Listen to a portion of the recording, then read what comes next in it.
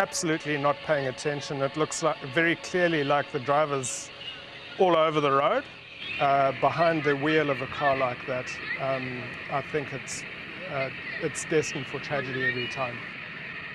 Ken Cunliffe has been monitoring social media and says teens are posting videos like this one almost daily. He's become an outspoken advocate for Toowoomba victims of crime after he suffered a home invasion 18 months ago and his car was stolen by a group of children.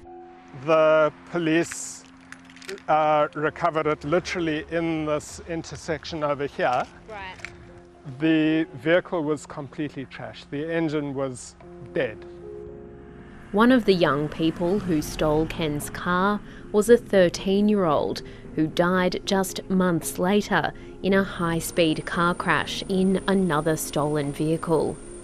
I feel pretty devastated for them because I think the system has failed them. Rather than rehabilitate them and give them a chance, giving them ultimate leniency is not serving them or the public at all. Overall, the rate of youth crime in Queensland is going down. According to police data, it's a small group of repeat offenders who commit the majority of crimes. And there are hotspots. In Toowoomba, since 2019, offences like the unlawful operation of a motor vehicle has quadrupled. And the number of individuals stealing cars has doubled. Come out, you're one of the heroes on social media. Come on out and face the music. Anger has been boiling over in towns and cities across Queensland.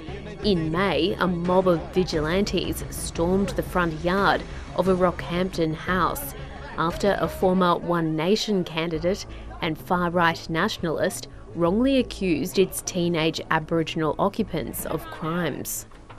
Quite often what happens is we see innocent people that are being targeted. We see addresses that aren't right. Ultimately, vigilante behaviour is not condoned because there's a whole range of things that can go wrong, but in essence it's police that need to be responsible for investigating crimes.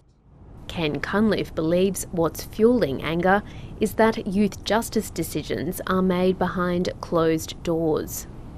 The same repeat offenders get let out to make the same poor choices days or at best weeks after they've committed the offence.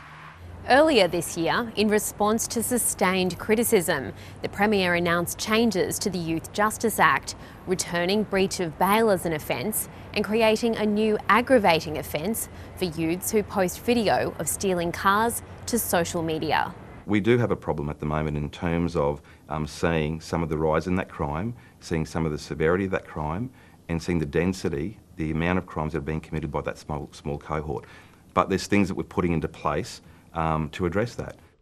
Queensland Police are setting up a new team to investigate crime videos on social media and recently signed a memorandum of understanding with the E-Safety Commissioner to better coordinate responses to the problem. We're seeing children that are obviously posting online.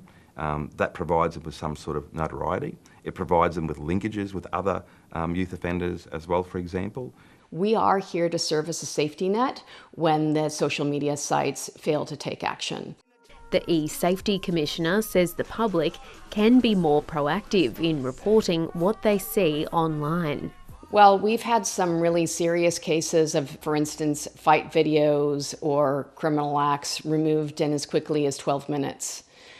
So we can move pretty quickly, but again, we rely on complaints from the public to make that be known to us. The platforms don't want this content here. This is not what they want going viral. This is not, getting them advertising dollars. It's making their platforms more toxic. But monitoring social media isn't enough. Police believe early intervention programs are the key to preventing youth crime. 18-year-old Siobhan has just moved interstate to Perth, looking for a fresh start. I didn't really have too much support growing up, so I never talked to anyone about what I was feeling. I just felt rage every day, so angry, and I didn't know how to control it. So I'd lash out, did get in trouble with police and all that. Most of the younger years have just become a blur. It did end up to me doing drug addiction, crime. I just didn't care about anything. Hello. How are you? PCYC youth worker Jess Lutton has worked closely with Siobhan during this move. They come to our program because they're seeking that support from someone. You know, they want to be independent, they want to earn money, they want to gain some skills, they want to be part of the community and be welcomed into the community. Yeah, unfortunately, for varying reasons, they end up within the justice system and they don't always know how to get out. Siobhan is speaking out to urge the community not to give up on kids like her. Have you had any luck with jobs? Not yet. I've handed out some resumes yesterday and just waiting on a response. Yeah, cool.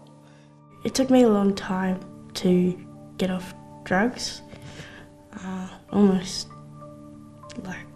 didn't make it one time, so that made me realise I can't keep doing it and I need to change my life. It does feel like a fresh start because I don't know anyone here, and it's sort of good because no one knows what my history is really up here, but I'm keen to do better. That's a credit to her. That's her hard work. We just provided, I guess, the staircase and she climbed that herself. We know that children respond very well if they've got that one person in their life that's able to guide them and mentor them. A lot of these kids come from some pretty horrific backgrounds and they don't have that one person in their life. So there's lots of opportunities for community to get involved.